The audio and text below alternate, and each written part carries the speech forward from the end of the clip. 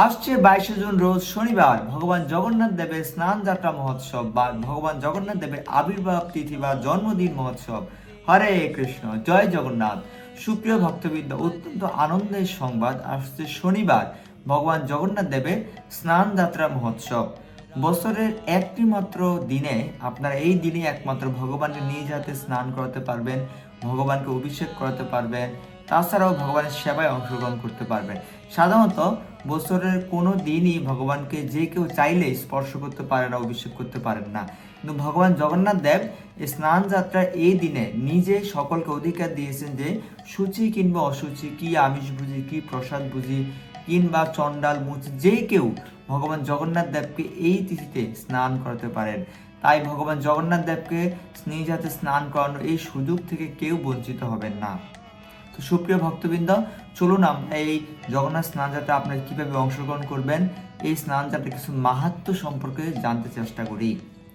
স্কন্দ পুরাণে স্পষ্টভাবে বলা হয়েছে যে পতিত পাবন ভগবান জগন্নাথ দেবের এই স্নান যাত্রায় যদি কেউ অংশগ্রহণ করেন, ভগবান জগন্নাথ দেবের স্নান যাত্রা দর্শন করেন, তাহলে তাকে আর জননী জঠরে জন্মগ্রহণ করতে হয় না, অর্থাৎ তাকে এই জগতে আর ফিরে আসতে হয় না, তার আর পুনর্জন্ম হয় না। তাই এই স্নান যাত্রার সবচেয়ে গুরুত্বপূর্ণ মাহাত্ম্য হচ্ছে এটাই যে পতিত পাবন ভগবান জগন্নাথ দেবের স্নান যাত্রায় অংশগ্রহণ করলে, ভগবানকে স্নান করালে, তাহলে তার আর পুনর্জন্ম হয় না। ভগবান জগন্নাথ দেবের রথযাত্রার ঠিক 15 দিন পূর্বে এই স্নান যাত্রা উৎসবটি অনুষ্ঠিত হয়।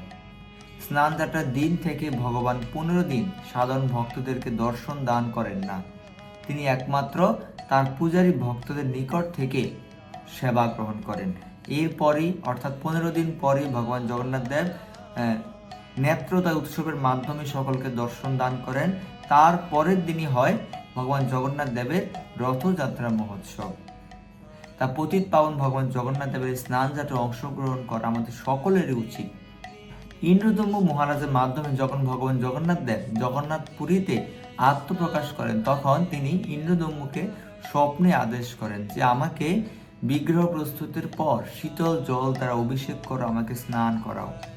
পরবর্তীতে রাজা সেই আদেশ অনুসারে জগন্নাথ পুরীর সামনে যে বিরাট রাস্তা রয়েছে, সেই রাস্তার পাশে বিরাট একটি মঞ্চ প্রস্তুত করেন এবং মঞ্চটি এতটা উঁচুভাবে প্রস্তুত করেন যাতে লক্ষ লক্ষ ভক্ত দূর থেকে ভগবান জগন্নাথ দেবের এই স্নান যাত্রা দর্শন করতে পারেন।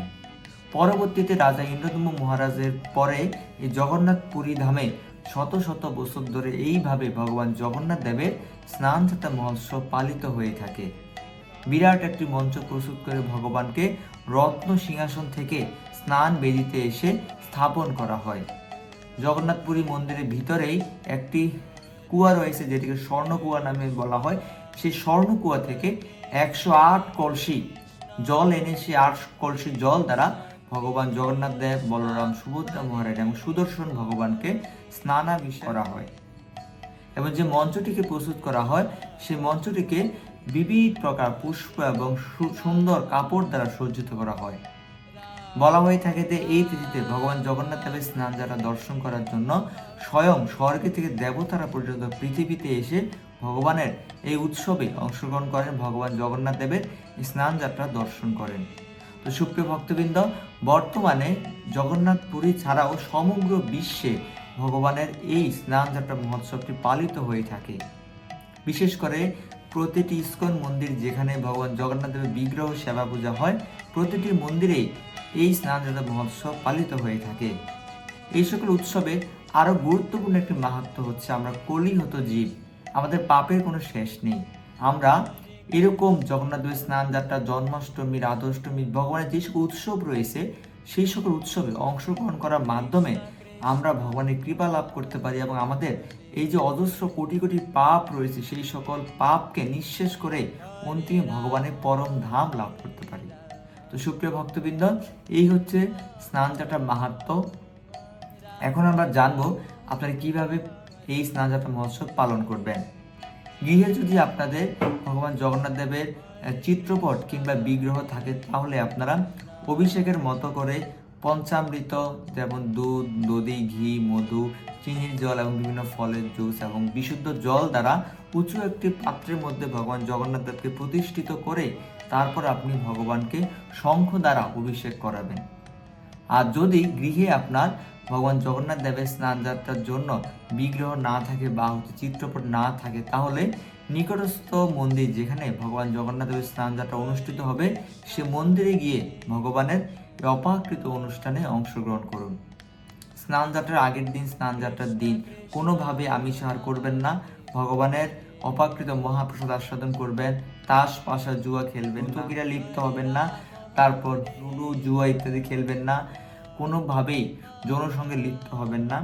এইভাবে আপনারা এই নিয়ম অনুসরণ করে ওই দিনটি অতিবাহিত করবেন।